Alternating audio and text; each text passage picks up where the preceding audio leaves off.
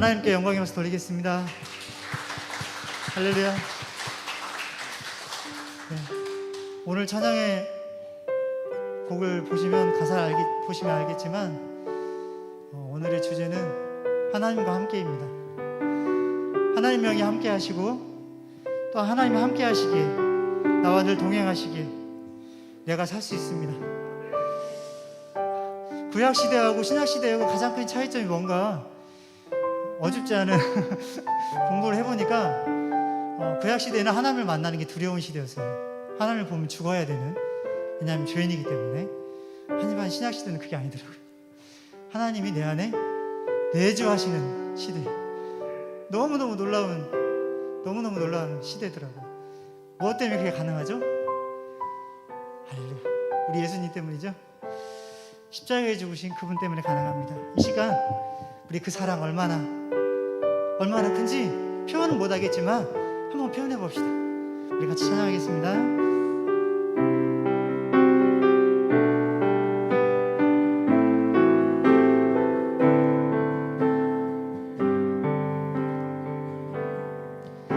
나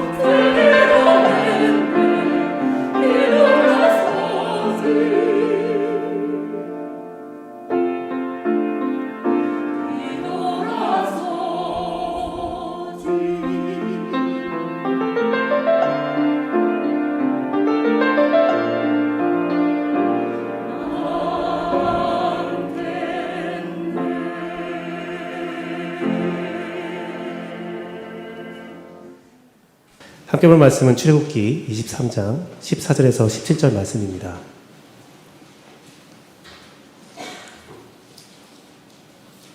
하나님 말씀 받습니다. 너는 매년 3번 내게 절기를 지킬지니라.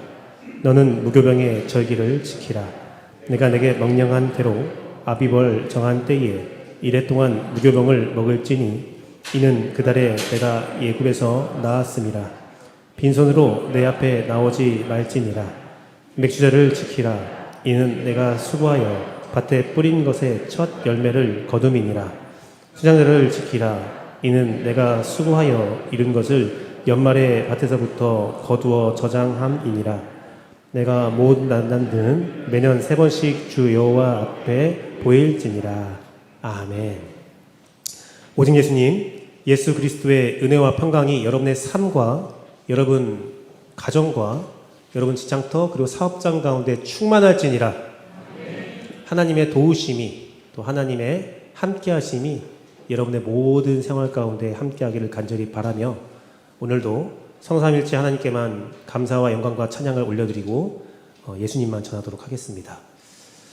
한 달에 한 번 우리가 찬양 예배를 드리는데 찬양의 깊은 가사의 의미와 내용들이 여러분 삶에 맺어지기를 간절히 바라고 또 우리가 한 달에 한 번 이런 예배를 드리면서 찬양을 더 긴밀하게 만나고 또 하나님을 더욱더 깊이 묵상하는 역사가 있기를 간절히 바라고 기도합니다. 여러분들이 목사님이 스가랴 말씀을 해야 되는데 왜 스가랴 말씀을 안 할까라고 생각할 수 있는데요. 절기가 있어서 그래요. 절기가 있어서 지금 못하고 있는 거고 지금 이렇게 추진력을 얻으려고 제가 웅크리고 있습니다. 그래서 5월 15일쯤에는 다시 스가랴 말씀으로 창립주의에 맞춰서 갈 것 같고요. 어버이 주일과 또 어린이 주일과 어버이 주일 각 절기에 맞춰서 말씀을 전파하도록 하겠습니다. 오늘은 이스라엘이 지킬 3가지 절기의 의미, 출애굽기 23장 14절에서 17절 말씀을 가지고 말씀을 선언하는데요. 이 말씀은 애굽의 노예에서 하나님의 백성이 된 자유인이 된 이스라엘 백성에게 하나님의 백성으로 살아갈 법도와 율법을 쫙 가르친 이후에 하나님께서 3가지 절기는 지키라 라고 말씀하십니다. 그런데 이 절기가 독특한 것이 6월절 이후부터 지키기 시작하는 거예요. 우리가 이제 무교절 절기가 나오는데 무교절은 6월절과 딱 맞물려 있는 절기거든요. 그러니까 6월절 외에 6월절 이후에 6월절로 인하여 하나님의 백성이 된 사람들은 이 3가지 절기를 지켜야 한다라는 겁니다. 맞습니다.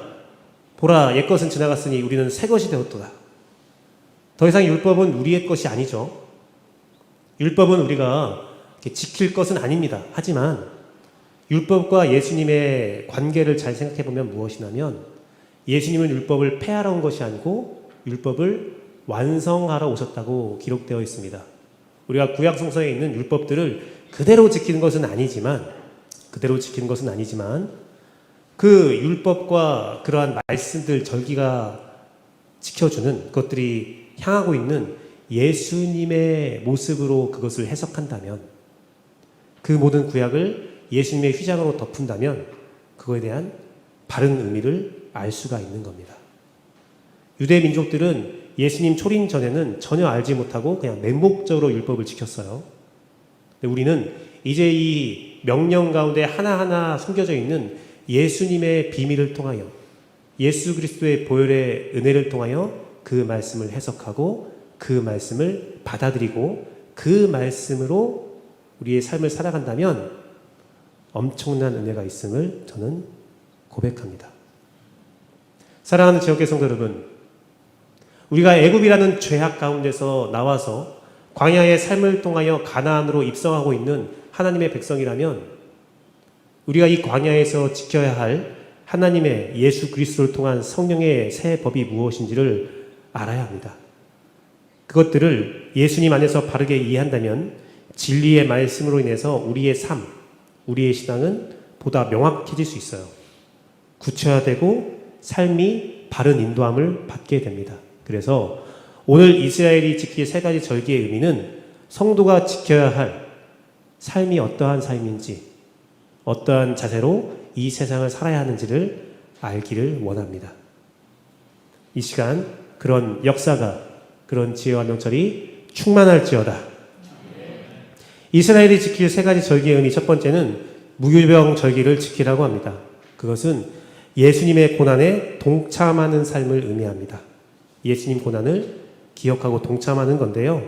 15절 말씀 보니까 너는 무교병 절기를 지키라. 내가 내게 명령한 대로 아비벌의 정한 때에 이래 동안 무교병을 먹을지니 이는 그달에 내가 애굽에서 나왔습니다. 빈손으로 내 앞에 나오지 말지니라 라고 기록되어 있는데, 무교병을 먹는 것은 이래 동안 7일 동안 먹어야 되는데, 그것은 언제냐면 6월절 다음 날부터 무교병을 먹으라는 겁니다.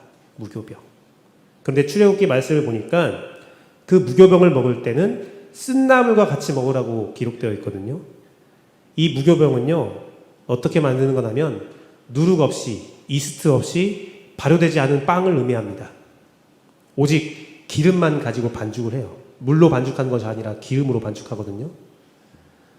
네, 제가 제빵을 배웠습니다. 진짜예요. 네, 수료증도 있어요. 이렇게 웃으시죠? 진지하게 얘기하고 있는데. 제가 제빵을 배웠어요. 선교를 가려고 가장 적은 것으로 많이 먹일 수 있는 게 뭘까 고민하다가 이만한 밀가루로 막 이만큼 먹일 수 있잖아요. 제빵을 배웠는데 제가 선교를 갔다가 이제 추방당하고 이렇게 있는 가운데 함께 이제 동역했던 교회에서 목사님이 제가 제빵한 것을 알고 있는 목사님이었거든요. 갑자기 저한테 무교병을 만들라. 저한테 6월절을 맞이해서 무교병을 만들어야겠다 해서 무교병을 만들라고 저한테 명령을 내리신 거예요. 그래서 깊게 고민했습니다. 원래 빵은, 제빵은 그 이스트가 없으면 빵이 아니거든요, 사실은. 제과로가요. 제과, 제빵이 달라요. 배운 사람은 다릅니다. 제빵은 이제 발효시키는 것을 제빵이라고 하고, 제과는 같은 재료지만 발효하지 않는 것을 제과라고 해요. 근데 어쨌든 무교병을 만들라 명령이 떨어져서 제가 성경대로 발효하지 않고 빵을 만들기 시작했습니다. 그런데 여러분 알아야 될 게, 이스트를 넣지 않는다고 해서 발효가 안 되는 게 아니에요. 공기 중에는 좀 바이러스라고 말하면 좀 그렇지만 균들이 있어서 자연 발효가 되긴 해요. 어떻게 되면 이제 반죽을 한 다음에 어느 정도 온도를 올려주면, 이불에 딱 넣어놓고 온도를 올려주면 얘가 좀 부풀어 올라요. 기포가 막 생기거든요. 어쨌든 만들었습니다. 열심히 만들어서 우여곡절 끝에 만들어서 이제 이스라엘 민족이 화덕에서 굽잖아요. 그래서 빵을 오븐에 굽지 않고 프라이팬으로 구워야겠다 생각이 들어서 제가 밀대로 이렇게 밀어갖고 형태를 이렇게 무교병 같이 이렇게 넓게 만들어서 프라이팬에 구웠어요. 딱 구웠습니다. 완성. 무교병. 그래서 그것을 한번 먹어봤어요. 진짜 맛이 없어요. 정말 맛이 없습니다. 진짜 상상한 것 이상으로 맛이 없습니다. 잘 씹어지지도 않고요. 밀가루, 생밀가루 그냥 먹는 것 같은 느낌도 들고 도저히 삼킬 수가 없습니다. 그래서 물을 먹어야만 삼킬 수 있고요. 이걸 왜 만들지 생각이 들었었는데, 이스라엘 백성은 그 무교병을 쓴나물과 함께 먹는데요. 쓴바귀 같이 막 쓴나물하고 같이 먹는다는 거죠. 그러면 좀 나을 수도 있을 것 같아요. 침이 나와서 나을 수도 있을 것 같은데, 어쨌든 먹기 힘든 것, 물이 없으면 절대로 삼킬 수도 없는 것, 예수 그리스도의 샘물이 없으면 도저히 소화도 될 수 없는 것, 먹긴 먹는데 돌을 씹는지 밀가루를 씹는지 알 수 없는 것, 그것이 무교병이에요. 먹어본 사람으로서 말합니다. 곤혹스러워요. 일주일 동안 무교병을 먹어라. 쓴나물을 먹어라. 예수 그리스도의 고난을 기억하라는 겁니다. 또한 그 안에는 또 다른 의미가 또 있습니다. 무교병은 가루로 만들죠. 고운 가루. 가인과 아벨의 예배의 실패를 통하여 그 엄청난 슬픈 사건을 통해서 아담의 가족에게 예배가 멈췄었습니다. 그런데 다시 하나님의 이름을 불렀다라고 기록된 창세기 말씀에는 에노스 때부터 하나님의 이름을 불렀다라고 기록되어 있거든요. 에노스의 이름의 뜻은 먼지. 먼지. 사람이 바스러지고 가루가 되었을 때에 사람이 원래의 자신의 모습인 흙 같은 모습이 되었음을 인지할 때, 사람이 겸손할 때, 사람이 나의 진짜의 모습을 바라볼 수 있을 때, 그때 예배를 드릴 수가 있습니다. 그때 참된 예배를 드릴 수 있어요. 그런데 그것이 인간의 의지로는 어떤 형상을 만들 수가 없어요. 오직 우리가 가루가 되고 겸손하고 우리의 육체가 바스러졌을 때에 성령의 기름 방울이 떨어져 그 안에 말씀의 떡으로 반죽되었을 때에 우리에게 참된 예배가 있습니다. 사랑하는 제영교회 성도 여러분, 무교병 절기를 지켜라. 예수님으로 해석하면 예수님의 고난에 동참해라. 나의 연약한 모습을 다시 한번 상기하고 겸손한 모습으로 성령과 함께 예배하라는 겁니다. 마태복음 11장 29절 말씀에 예수님은 우리에게 이렇게 권면합니다. 나는 마음이 온유하고 겸손하니 나의 멍에를 메고 내게 배우라. 그리하면 너희 마음이 쉼을 얻으리니. 주의 고난에 동참하는 자에게 쉼이 있을지어다. 참된 평화가 있다는 겁니다. 또한 예수님은 마태복음 16장 24절을 통해서 또 우리에게 이렇게 권면합니다. 예수님께서 제자들에게 이르시되 누구든지 나를 따라오려거든 자기를 부인하고 자기 십자가를 지고 나를 따를 것이다. 우리가 가루가 될 때에, 우리가 먼지가 될 때에, 우리의 삶이 무교병이 될 때에 우리는 예수를 따라가는 참된 제자가 되는 겁니다. 사랑하는 제영교회 성도 여러분, 우리 주님을 따라가는 귀한 역사가 제원교회 가운데 충만할지니라. 사랑과 겸손으로 성령님의 도우심으로 말씀도 보시고 기도도 하시고 오늘처럼 찬양도 하시고 또한 교회 봉사도 하시면서 하나님을 따라가는 여러분 삶에 그런 예수의 고통을 따라가며 마음의 쉼을 얻는 귀한 은혜가 충만할 것을 확신합니다. 이스라엘이 지킬 세 가지 절기의 의미, 첫 번째는 예수님의 고난에 동참하는 거예요. 두 번째는 뭐냐면 맥주절을 지키라고 되어 있는데요. 이 맥주절을 잘 이해해야 합니다. 제가 성령님의 충만으로 살아간다라고 말씀을 드렸는데 우리 맥주절 하면 우리가 좀 생소한 단어거든요. 맥주감사주일을 생각하잖아요. 그런데 맥주감사주일은 맥주절이 아닙니다. 보리를 첫 수확하는 날인데 수확이 끝난 게 아니라 첫 열매를 맺는 날에 감사를 드리는데 그 절기를 지키는데 그 맥주절의 또 다른 이름은 오순절입니다. 77절이라고도 불립니다. 717에 49. 6월절 이후에 7일이 7번 지나갔을 때 완전함을 더한 날, 그때가 오순절인데 이스라엘 민족은 맥주절을 어떤 의미로 지키냐면 그냥 절기의 절반의 감사가 아니라 우리가 한국교회가 지키는 맥주감사절의 의미가 아니라 맥주절은 율법 받은 날이에요. 이스라엘 민족이 온 열방 중에서 첫 번째 하나님의 민족이 된 날. 그들은요, 홍해를 건너서 민족이 되었다, 하나님의 백성이 되었다라고 생각하지 않고 율법이 받았을 때에 비로소 하나님의 민족이 되었다라고 믿거든요. 그러니까 맥주절은 율법 받은 날, 하나님 민족 된 날, 우리의 첫 열매가 이루어진 날, 그렇게 지키는 겁니다. 그렇다면 이 오순절이 신약에 이르러서 예수님께서 어떻게 바꾸셨어요? 성령님의 새 법으로 바꾸셨죠. 로마서 8장 2절 말씀입니다. 로마서 8장 2절 말씀 보니까 이는 그리스도 예수 안에 있는 생명의 성령의 법이 죄와 사망의 법에서 너를 해방하였습니다. 같이 한번 읽어보겠습니다. 둘, 셋.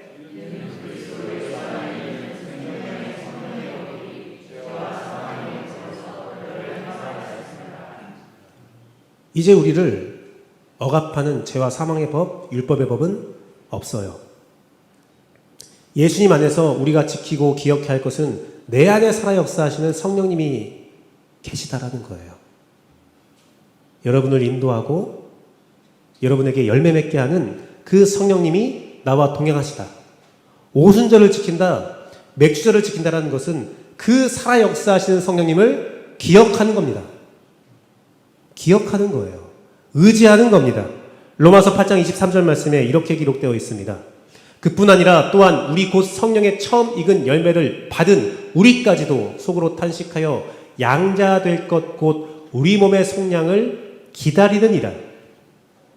첫 열매를 맺은 성령의 열매를 맺는 여러분들이 장차 천국에 갈 것을 기대하면서 나를 인도할 것을 믿으면서 그 사실을 기억하고 그 사실을 기념하는 것이 바로 맥추절, 오순절, 77의 49 완전해지는 날. 그 열매는 갈라디아서 5장 22, 23절에 나와 있는 열매죠. 갈라디아서 5장 22절, 23절에 사랑과 희락과 화평과 오래 참음과 자비와 양성과 충성과 온유와 절제, 이것을 가지고 내 삶을 살아내는 것이 바로 맥추절을 지키는 삶이에요. 사랑하는 성도 여러분, 2022년도 3월 25일에 충격적인 기사를 제가 헤럴드 경제 신문에서 보았습니다.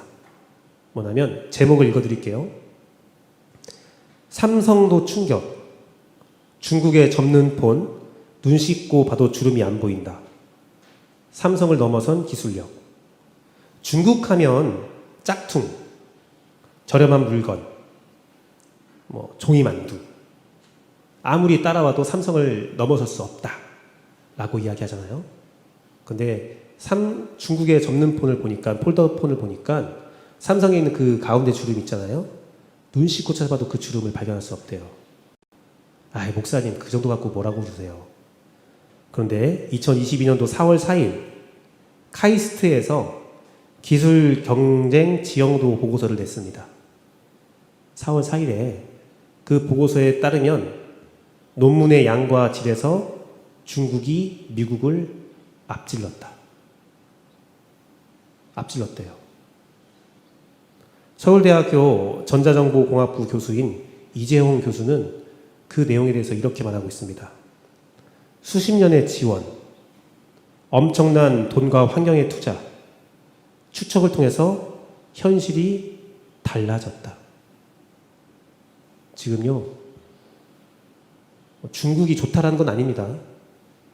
근데 중국의 기술력을 우리가 직시할 필요가 있는데 이미 한국의 기술력을 넘어서고 미국의 과학력도 넘어가려고 한대요. 왜요? 투자하니까. 과거에는 중국에서 온 물건은 2% 부족했어요. 에이, 중국계 다 그렇지 뭐.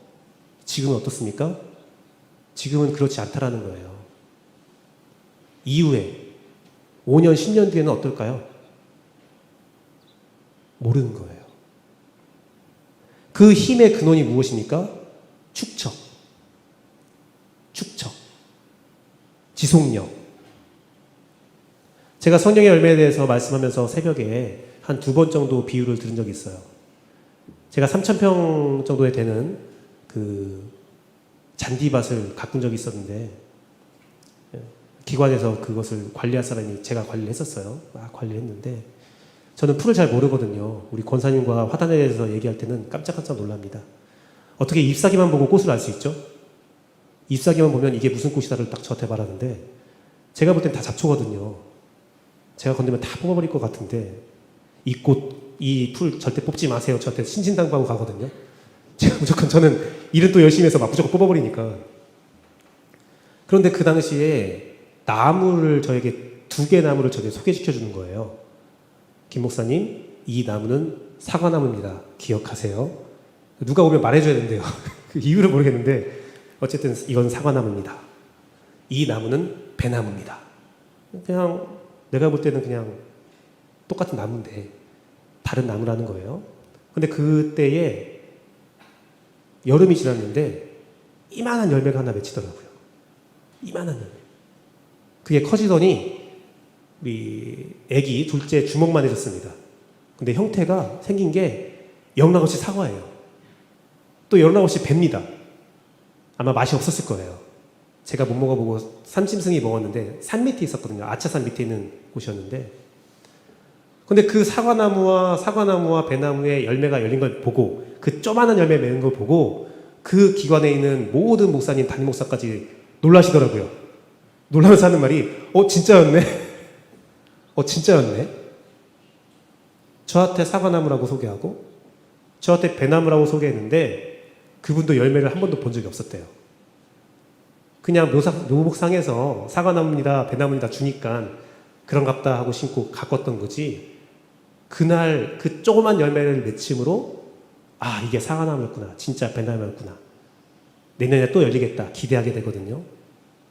예수님께서 우리에게 말씀하실 때 나에게 붙어서 있는 가지는 열매를 맺는다 말씀하셨는데, 크고 많은 열매를 말씀하시는 게 아니에요. 크고 많은 열매도 의미가 있지만 작고 적은 열매도 그 가지가 그 열매를 맺는다는 것을 세상에 입증합니다. 사랑하는 제후교회 성도 여러분, 우리의 삶이 성령의 열매가, 성령의 은사가 아주 작고 보잘것없어도 그 열매가 맺어지고 있다면 여러분은 예수 그리스도의 포도나무에 맺혀 있는 가지입니다. 그리고 그 나무를 봤을 때 더 이상 투자하지 말자가 아니라, 세계 열강이 욕할 때 이 짝퉁 국가, 기술력 없는 국가, 100년을 지나봐라 너희는 따라갈 수 없어. 하지만 축적하고 투자하면 그 열매는 반드시 이루어집니다. 그것이 바로 성화예요. 재원교회 가운데 축적의 열매가 충만할지어다.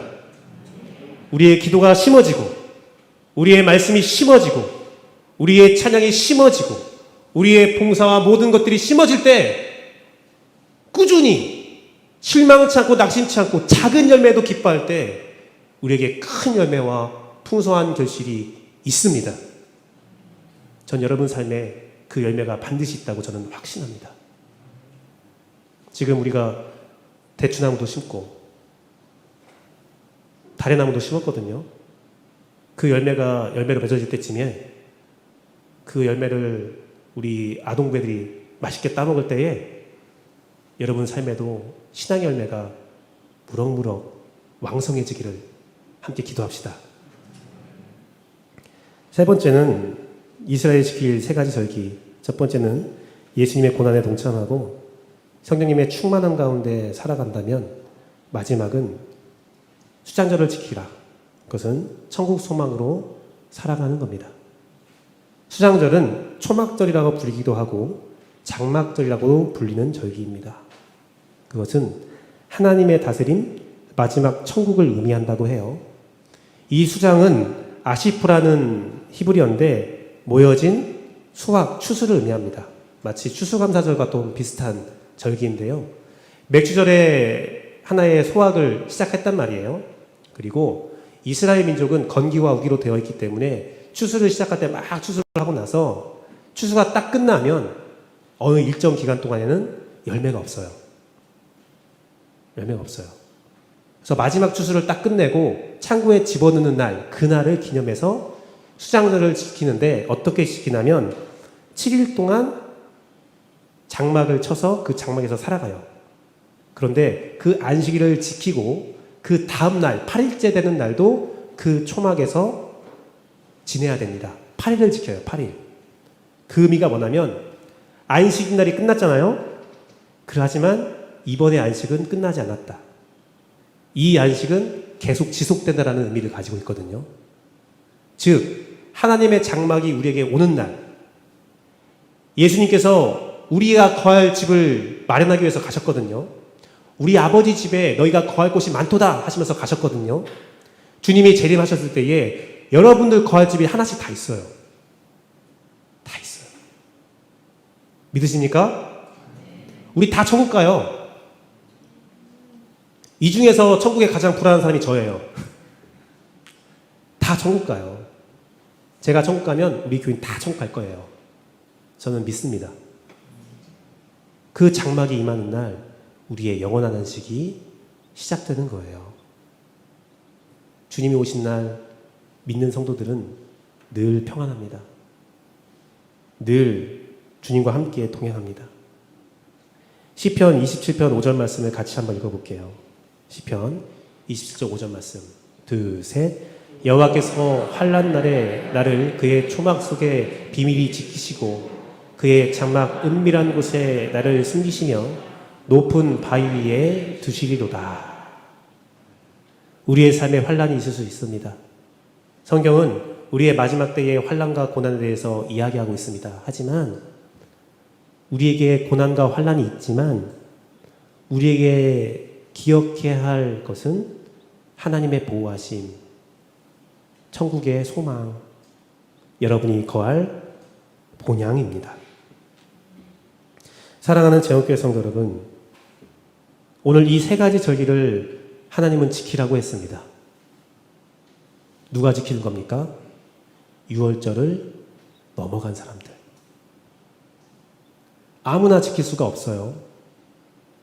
오직 유월절에 동참한, 예수 그리스도의 보혈의 죽음에 동참하고 예수 그리스도의 부활에 동참한 사람들이 매년 기억하고 지켜야 할 것이 바로 예수님의 고난과 성령님의 충만하심과 천국의 소망.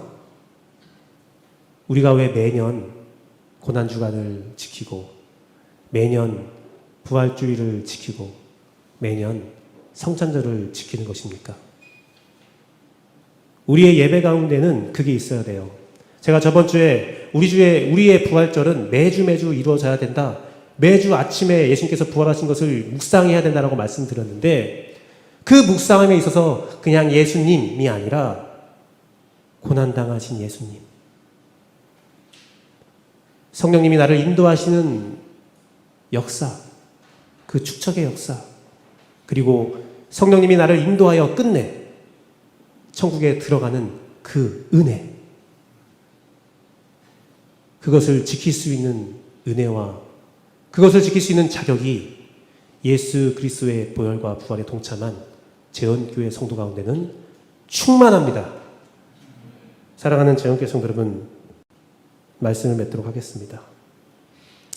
독일 사람들이 한국에 와서 기겁하는 순간이 있대요. 사진을 하나 보여주시면 한국절에 왜 나치 문양이 있어요? 라고 하면서 기겁을 한대요. 나치 문양은 그 끝이 달라져 있거든요. 다음 사진 보면 이렇게 다른데 그 앞에 사진 보여주시면 이제 절에 놀러 갔다가 독일 사람들은 놀라는 거예요. 아, 이게 절에 나치 문양이 있어? 막 놀라요. 같은 전범 국가인데 독일은 그때의 일에 대해서 후회하고 그 채무를 갚아가며 살아갑니다. 비슷한 문양만 봐도 기겁하며 놀랍니다. 이런 일은 있을 수 없다라고 얘기합니다. 나치를 침공하는 사람들이 있어요. 그 사람을 만나면 제정신이 아니야. 유럽에서 가장 경제대국이 됐는데 그들이 하는 것은 유럽을 위해서 끊임없이 보좌하고 어려운 나라를 돕는 것. 그게 과거의 자신의 잘못을 해결하는 방법이라고 믿고 있는 거예요. 같은 전범 국가인 일본은 어떻습니까? 우길승천기를 어떻게든 알리려고 하죠. 자기의 좋은 누나라고 이야기하죠. 그 차이가 무엇이냐면 독일은 전쟁이 끝나고 그 반대 정당이 정권을 잡았대요. 그리고 그 과거에 있었던 나쁜 일에 대해서 상세히 말하며 이것은 범죄다라는 교육을 끊임없이 시켰다고 합니다. 근데 일본은 그 정권이 그 정권이었대요. 일본은 유신 이후로 한 번도 정권이 바뀐 적이 없대요. 그들이 부쩍부쩍대면서 서로 바꾼다고 하는데 그 같은 정권 내에서의 세력 다툼이지 같은 정권이래요. 똑같은 정치가 계속 이루어진다고 합니다. 그러니 그들의 부끄러움은 숨기고 그때가 좋았어. 우리가 전쟁을 패배한 거지 잘못한 거 아니야. 다시 옛날의 영광을 되찾아야 돼. 그렇게 말하고 있대요. 제가 이 말씀을 드리는 이유는 무엇이냐? 예수님께서 십자가에 달려 돌아가시고 부활하신 이후에 2000년이라는 세월이 지났습니다. 독일과 일본의 시작점이 달랐을 때에 약 50년 만에 그 두 나라는 완전히 다른 나라가 되었어요. 같은 출발점인데 축적된 역사가 50년의 역사로 인해서 완전히 다른 나라를 만들었거든요. 우리 기독교에 2000년 동안 축적된 것은 무엇입니까? 그 결과가 무엇입니까? 하나님은 우리에게 말씀하십니다. 예수의 고난을 묵상하라. 성령 충만으로 살아가라. 천국 소망으로 살아가라. 그 세 가지를 절대 잊지 말고 매년 기억하고, 너희 남자들은 모든 하나님의 백성이라면 하나님 앞에 서야 한다. 우리는 어떻게 살아가고 있습니까? 사랑하는 재원교회 성도 여러분, 오늘 이후 재원교회의 삶이 달라져야 합니다. 이 말씀을 들은 우리들은 이제 천국을 소망하며 성령님의 충만한 역사를 하나씩 차곡차곡, 내 삶의 작은 은사와 작은 연매밖에 없어도 그것을 신뢰하며 쌓아 나가야 됩니다. 그리고 우리는 예수님의 고난을 묵상하며 그 고난을 나의 삶에서 동참해야 합니다. 여러분 인생을 다 버리라는 게 아니에요. 여러분의 인생을 잘 살아가면서 여러분이 할 수 있는 대로 여러분의 환경에서 예수의 고난을 묵상하며 친절을 베풀고 사랑을 베풀자고 하는 겁니다. 30년 뒤에 우리 교회가 달라지기 원합니다. 그 추적된 시간들이 예수의 고난이, 성령의 충만함이, 천국 소망으로 살아감이 우리 교회의 미래가 되고 우리 교회의 방향성이 되고, 여러분 삶에 예수 그리스도의 나무가 심어지는 열매가 맺어지는 역사로 이루어지길, 그 축복이 6월절 어린 양의 보혈에 동참한 자들이라면 반드시 있습니다. 이 시간 함께 말씀을 묵상하며 함께 찬양할 때 6월절 어린 양의 피로, 그 6월절 어린 양 피로 동참하며 주 안에 살아가는 여러분, 그 역사가 일어나기를 간절히 바라고 기도합니다. 함께 찬양하겠습니다. 6월절 어린 양의 피로 나의 삶의 문이 열렸네. 저 어둠의 권세는 힘이 없네. 주 보혈의 능력으로 원수가 날 정죄할 때에도 난 의롭게 설 수 있네. 난 더 이상 정죄함 없네. 난 주 보혈 아래 있네. 난 주 보혈 아래 있네. 그 피로 내 죄 사했네.